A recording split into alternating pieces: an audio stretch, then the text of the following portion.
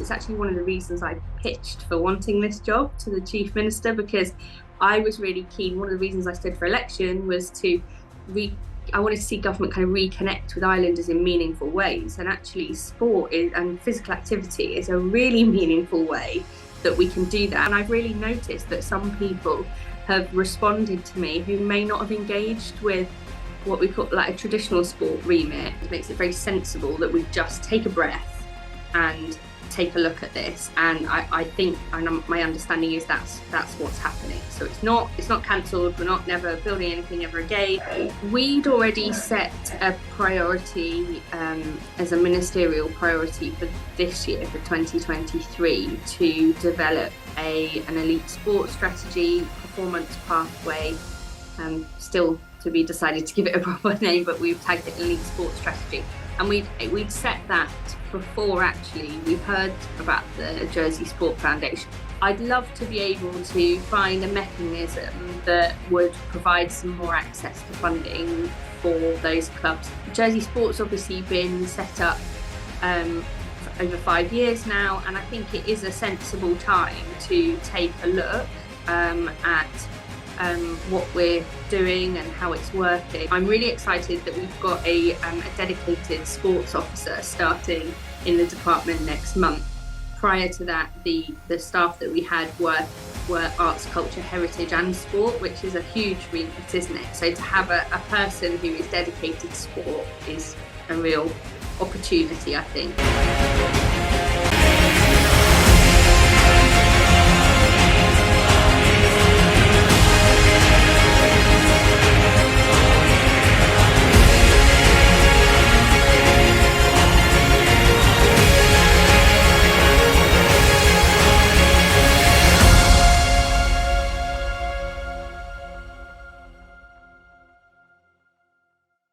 Hello and welcome to Sportscast Jersey. It's our first podcast for a while, first one of 2023, so Happy New Year everyone. Today we are joined by the Jersey Sports Minister, Lucy Stephenson. How are you, Lucy? How was your Christmas? I'm good, thank you. And it was nice to have a bit of a rest over Christmas. I think it's all been quite chaotic over the past few months, so I felt good to have that opportunity. But yeah, raring to go now. We're in 2023. Good. Well, I suppose the first question is, how has the experience been so far for you personally?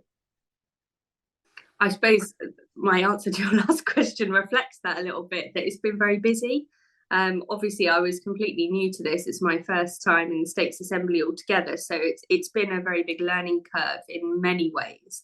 But obviously, particularly around the sports remit as well, there's a lot to get to grips with. Even if you think you have a feel for it all, there's so many people to meet, which has been absolutely amazing. That's been the best bit about it, chatting to people. But lots to get to grips with. So a learning curve and very, very busy. I feel very much like I've done a lot of engagement and thinking and learning over the past few months, and now I feel ready to really focus and get into that delivery mode.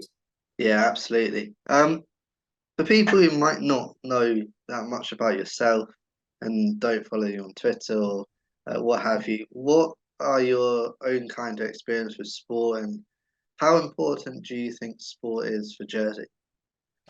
So growing up, I was always a netball player, and I'm not claiming that I was a very good netball player. I think I represented the island when I was 11 and 12 and 13, and then that was about it. But I always really loved sport from a young age, and it was around friends who did and family who very much did. So it's always been in my life, I suppose. I've taken it for granted, I think, as a lot of people do. I've then, as I've got older, as happens with lots of people, life and work and children and everything does get in the way. But I've really seen, I suppose, our family kind of rekindle a love of being out and about with sport, not just watching it on the TV at home on a Sunday, thanks to my children, and particularly my older one, who would just do any sport that's going at the moment. So it's football, rugby pitches at the weekends, that kind of thing, stood out in the cold. After the birth of my second child 18 months ago, I took up karate as well with my older son as a way for us to have some time together. He was already starting to do it, and I thought, hang on, that looks interesting. So I know that some people will look at, you know, an overweight coming up to middle age. I'm not going to say I'm middle aged yet. I'm not even sure really what middle age is now, but woman as sport minister. But actually, I think that's actually part of it to me as well. And I've really noticed that some people have responded to me who may not have engaged with what we call like a traditional sport remit. So I think that's really interesting. Yeah, for sure. And obviously, you've been on that island for a long time. And how important would you say sport is to this island and to the people of this island as well? I mean, it's hugely important, and it touches so many lives. It's actually one of the reasons I pitched for wanting this job to the chief minister, because I was really keen. One of the reasons I stood for election was I wanted to see government kind of reconnect with islanders in meaningful ways. And actually sport and physical activity is a really meaningful way that we can do that. And even if you don't necessarily call it sport in your world, actually there is the potential for it to touch our lives in really meaningful ways. So it's hugely important. We've obviously then got so many amazing clubs and organizations running. You know, we've got so many opportunities for sport, watching sport, playing sport. We've got our challenges, haven't we? You know, we're a small island, and getting off the island and competing at different levels and different competitions is always a challenge. But I think we rise to it in so many ways. And I'd say Jersey's an incredible sporting island. We could always, there's opportunities to always improve that, and I think that's really exciting.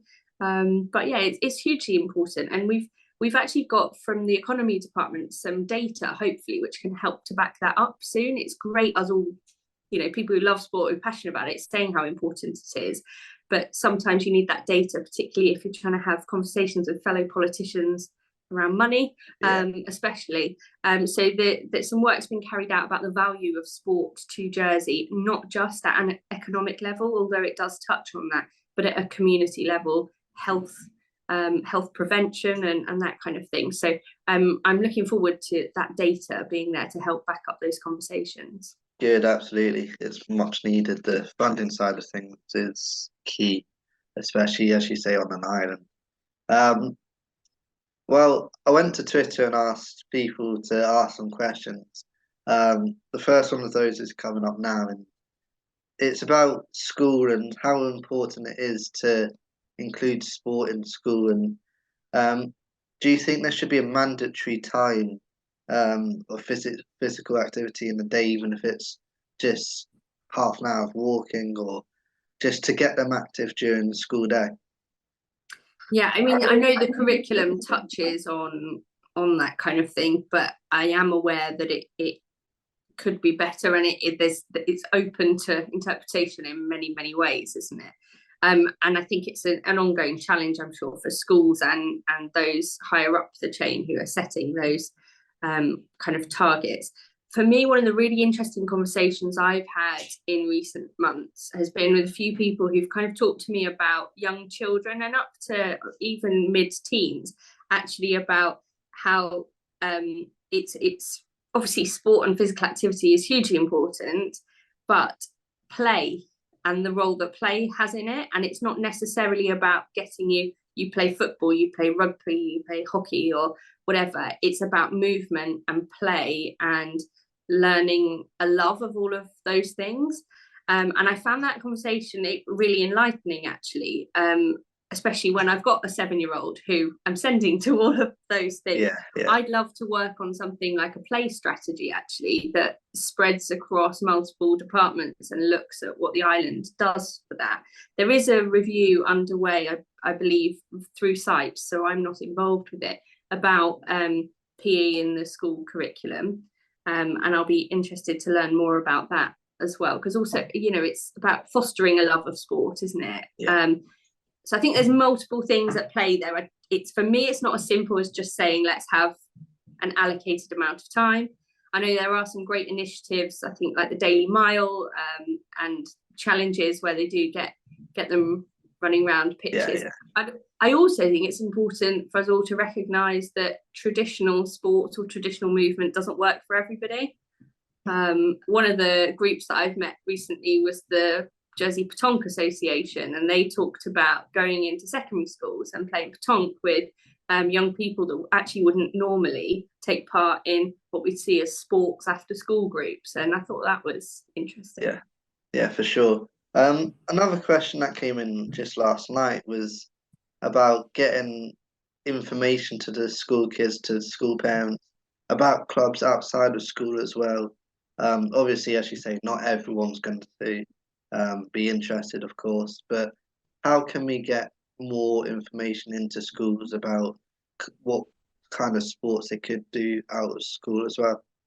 Yeah, that's a really, really good point, actually, and I'll take that on board as well. I think we've got Jersey Sport, I know, do some work around that, and I do see it through their own school newsletters, but I'm sure it really depends on who's got links where. So actually, that's a really important point. And also, I'd say as well, how people access those groups. You know, some people very lucky that we can afford to send children to clubs and can get them there, because location is a challenge sometimes as well, and with families working and sometimes multiple jobs, how do you have the time to do that? So there are other challenges around access as well, not just the information. But I take that point. I think it's a worth following up on. Absolutely. Moving to talk about the Inspiring Active Places project. How is that going? Tell people a bit more about that if they aren't already aware of it as well. So the Inspiring Active Places project is a plan put together to invest in sports facilities, wellbeing hubs across the island. Obviously, we've got some great facilities at the moment, but they do need upgrading and rebuilding, every few decades as well. So it's a plan that looks at how that is all going to work long term. It sits under the remit of the infrastructure minister, and currently there is in the government plan that we've just agreed, there I don't mind saying there's not huge amounts of money allocated to it. And I think one of the reasons from a personal perspective, as I say, it's not under my remit, but obviously have an interest in it. There are a few things going on in the world currently, which I think we need to just take a look and, I suppose, reassess some of those priorities there. It's not saying that's going to be cancelled and we're never going to build anything ever again. It's just this is a very sensible moment in time when there's been some huge challenges around, all sorts of things, hasn't there? But that are pushing up rising costs. We've got other challenges putting pressure on government funding as well. We've also, I'm very, very aware that as a government, we often overpromise on capital projects and then very much underdeliver.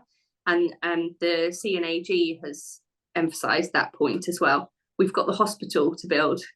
And we keep going on about building more houses as well. There's some major projects in there that actually are very likely to clog up the system with capacity. So all of that together, in my mind, makes it very sensible that we just take a breath and take a look at this. And I think, and my understanding is that's what's happening. So it's not cancelled. We're not never building anything ever again. There are projects as part of it which are continuing. And had money allocated already. So the Oakfield project, it will get it's part of it's been done, but Oakfield phase 2 will start this year. So that's where we are really with it.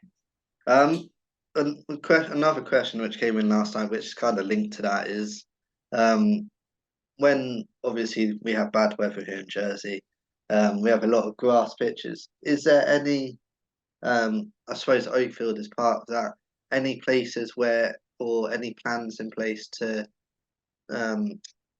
create more outfield weather friendly kind of facilities, like 4G pitches, 3G pitches?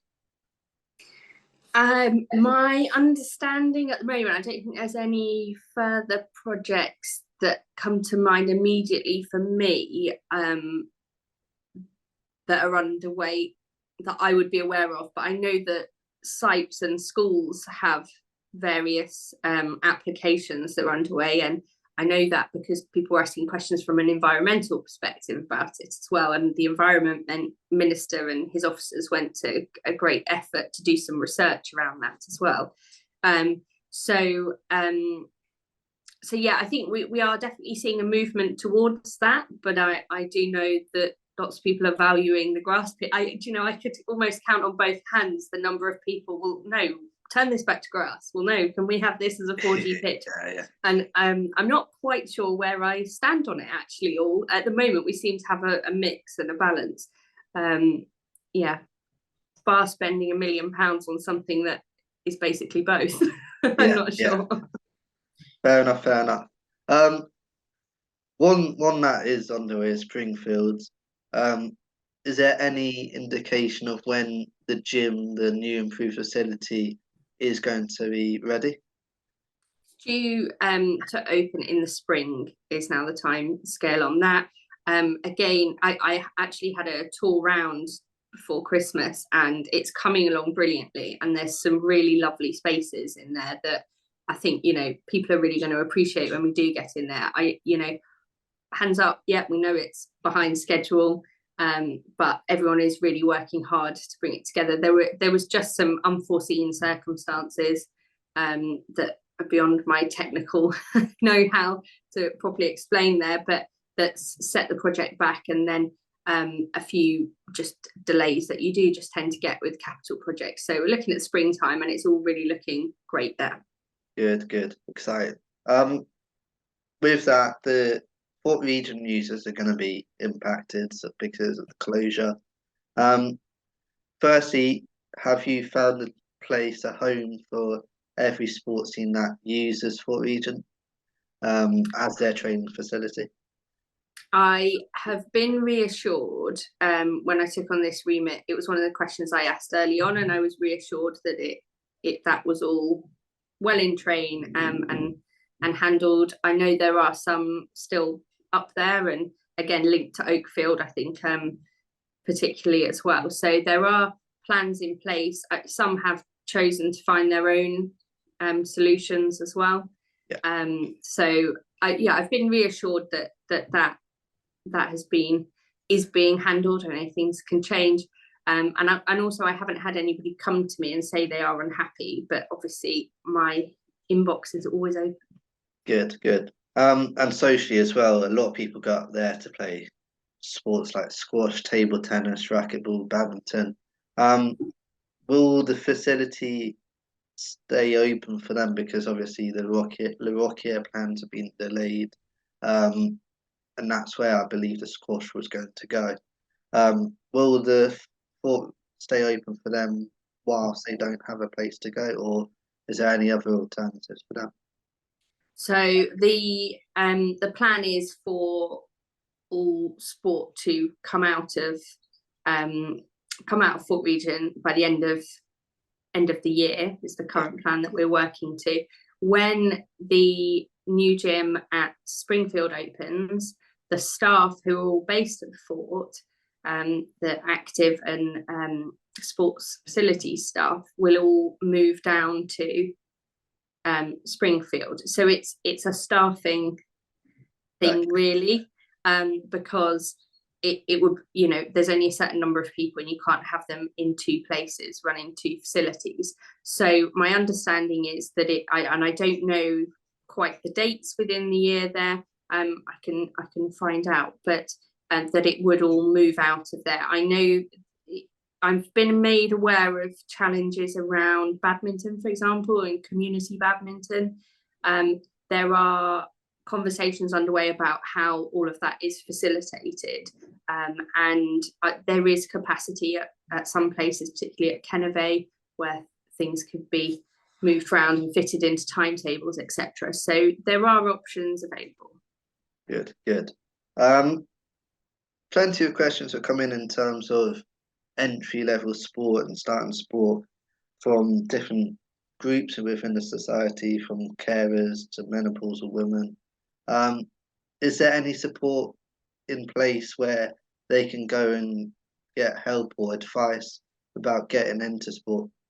I think this is one of the really exciting opportunities with if we can manage to bring a bit more joined up thinking, particularly across government, but then wider, and bringing in charities and groups and agencies as well. Because as we said right at the beginning, sport has huge potential and can touch on people's lives in so many ways. And I think there's some really exciting opportunities there that actually can come up in conversations that you have across departments. It doesn't have to be, let's create a project for menopausal women. It could feed into the women's health strategy, for example, and come under that. There's lots of potential there. We just need to, I think, get a bit more joined up about how we do that, champion sport so that people are thinking about it. I know it is on many people's radar and as policy is being developed as well, but it's just really about relentlessly reminding people of the I've taken it on as a bit of a mission to just kind of try to do that, as I think sports minister should do as well. So lots of potential there, and very much open to ideas as well, and opportunities. For sure, and I think it's brilliant that those kind of questions are coming because people are interested in sport, interested in getting into it, but they just need that extra help, extra even funding or support or to get into sport.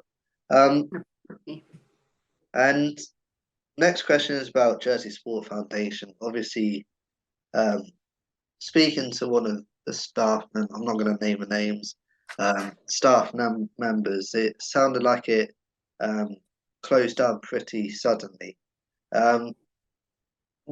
It's kind of left a hole for those who want to go elite in sport and push on in their careers in sport, in a bit of a hole in funding wise and support from the government. Where can they find that now? Is there something going to be put in place to replace Jersey Sport Foundation? So we'd already set a priority as a ministerial priority for this year, for 2023, to develop an elite sports strategy, performance pathway, still to be decided to give it a proper name, but we've tagged it elite sports strategy.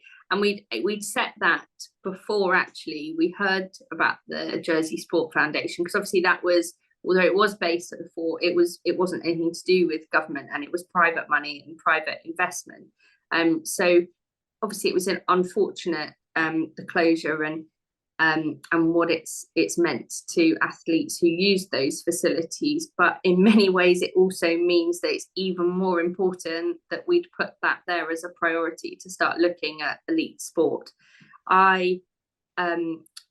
During my early phases and conversations trying to work out what priorities would be, it was for me very much a case of looking at, there's an awful lot of really good work going on in the physical activity health side of things with sport. Clubs and associations do some great work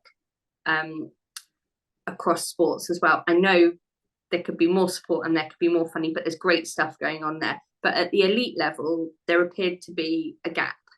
And then that gap has got greater. So that's why we've put that as a target. That's one of the things we really need to focus on this year. At this stage, there is no government funding. The plan is to get a strategy together, and then if we decide we need some funding, then we would pitch for it in the next government plan for implementation next year. Yeah, and I think that's really important, because you see a lot of, again, I don't know if it's to do with support that they get, but you see Maya Letitia, you see Cameron Chalmers, and even Harry Scott in the championship. At the moment, there's not many names going professional from Jersey in their fields. Obviously, Luke House is doing well, and a few other the Jersey footballers in Fulham Academy, and a few rugby players. But What more do you think we can do to get Jersey names out there and out professional pushing in sport?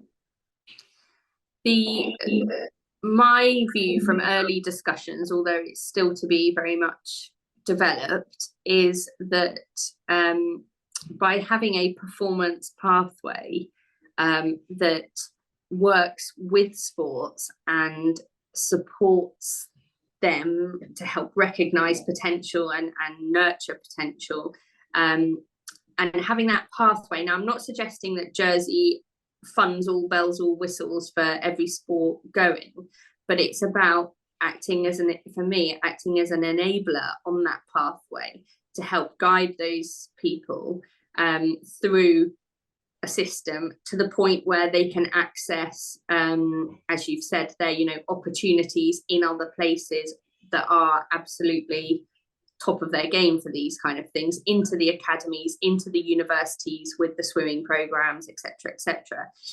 In doing that, it doesn't just help those people who are already there at that stage. It helps others see that is, that's possible. Yeah. And it links back and it inspires people at all levels, not just that if they've got the talent as well. It also helps the families and support system around them there. So I think by working together and supporting the sports, because they will need some development as well themselves, and investing in coaching and sports development type work, it all works together in that. And I think there's a gap there at the moment that we can, I'm not saying we can fill it all, but we can start and we can create a plan for how we could do that. Yeah, absolutely. I think it was clear to see at the Commonwealth Games just how much talent there is, and there's definitely room to improve their support. And how did you find the Commonwealth Games? So it was a little bit of a bizarre experience for me, because it was about 1 week into my appointment and it was, oh, you're going to the Commonwealth Games. I actually didn't get to watch any sport, unfortunately, and I went to the sports ministers meeting, which was really interesting on a very political international relations kind of stage. I mean, the vibe in the city was incredible. You could really, really feel it. And I know the chief minister who did go a few days later really, really felt that as well. So yeah, it was positive, and I found it really inspiring to see what other countries were doing and how they were setting their goals, and really how very, very serious sport is taken in around the world. Yeah, absolutely. Another question that came in is, do you think we've talked about funding a lot, but do you think the funding is going to the right areas, and do the clubs deserve more funding directly? I'd love to find a way that we could support clubs and associations more than currently happens. And I know it is something that, I mean, it's something that I've heard every club and association I go to, basically, and especially around things like facilities as well, where there are big projects. And I know some of the challenges around changing rooms when you've then got more women wanting to play football, for example, that kind of thing as well.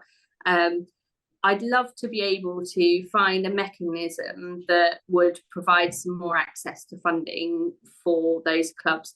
Quite what that is at this stage, I'm not sure.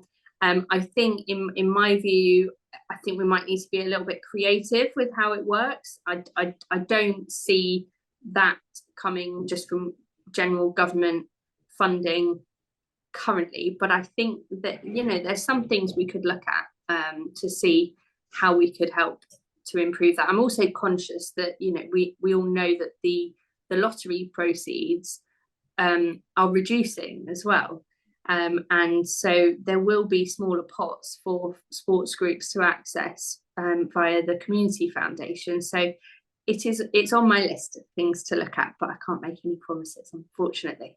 Yeah, absolutely. Another thing is Jersey Sport. Are you happy with the work that they're doing for sport in Jersey? I've loved getting to know Jersey Sport and the people working there. There's some really great people with like the passion and the ideas and everything. It's incredible.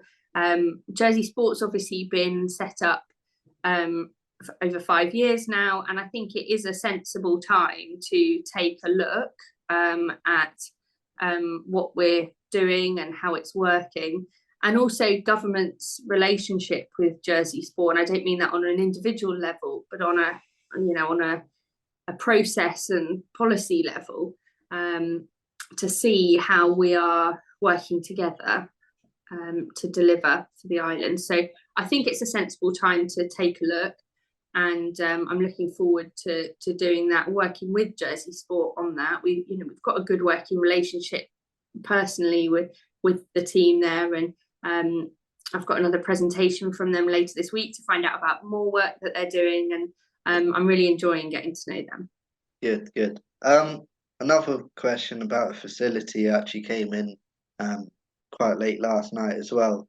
Swimming pool, 50-meter swimming pool. Is there any chance of that coming to Jersey? A pool was going to be, or is going to be, one of the things that would be considered at the Le Rocquiere development, which comes back to the Inspiring Active Places strategy there. And so I've had some early sight of some of the considerations when you're looking at what size pool. The feedback very much seemed to be that actually there wasn't demand for it at that level, at that size, and that the numbers that would benefit from it would be extremely low. And actually even some of those swimmers, etc., that they felt they could get what they needed elsewhere. I've also been very enlightened with some tours around our facilities to learn about how swimming pools work a bit more, and how much they cost to run and the challenges of running pools. And I'm told that the difference in cost of pool sizes and up to a 50 is quite significant. So again, it's not saying never. If that question comes up, all those things will have to be considered, but to my mind at the moment it seems a no. Finally, what are your main goals in terms of sport and Jersey for this coming year? Very good question. So as I said to you early on, I feel very much it's into like delivery now. Come on, let's get on and do some of this. I'm really excited that we've got a dedicated sports officer starting in the department next month. Prior to that, the staff that we had were arts, culture, heritage and sport, which is a huge remit, isn't it? So to have a person who is dedicated to sport is a real opportunity, I think, to start in that delivery mode. So as I say, we've got the elite sports strategy is one of our ministerial priorities, along with a more general aim to promote the part that sport plays in improving lives and strengthening communities. And I phrased it in that way because I think it comes back to there's a need to have those conversations, to just champion sport in many ways, to get that data that we talked about and really start plugging sport and looking at those opportunities that are out there. And then developing a coordinated approach across government to sport, to start some of that joined up thinking. I mean, one of the things I really like the idea of is could we have a network of sport champions? So people already working in departments who are really passionate sports people. There are so many of them. Well, could we use some of that in a way that helps us coordinate our thinking and identify opportunities and learning there. So they're some big priorities for me, but we've also got to get the basics right. And this comes back to the conversation about Jersey Sport and government's relationship with them. There's so many exciting things we could be doing in sport, but if we haven't got the basics right, then they're not going to be as effective as they could be. And also we've got to be accountable for how we're spending public money as well. And I'm very, very conscious that I think we could improve those processes. So that sounds a little bit dull, but it does mean that then we would lay the right foundations. So that's looking at how government develops sports policy, and then how we use Jersey Sport as the delivery mechanism for that. Yeah, amazing. Thank you for your time, Lucy. We got through a lot there. So thank you for having me. Thank you for that. It's exciting. Good luck with it all. Obviously, there's a lot of people to please, so I don't envy the job as that at all. But yeah, you're doing a great job. Just thank you. Thank you. No, thank you very much. And I appreciate everyone's time and support. And because I think we all need to work together on these things, don't we? And for me, engagement and listening and learning is really, really important. So let's keep those conversations going. Absolutely. That was Lucy Stephenson on Sportscast Jersey. Thank you for watching, for listening, and we'll be back with another episode very soon.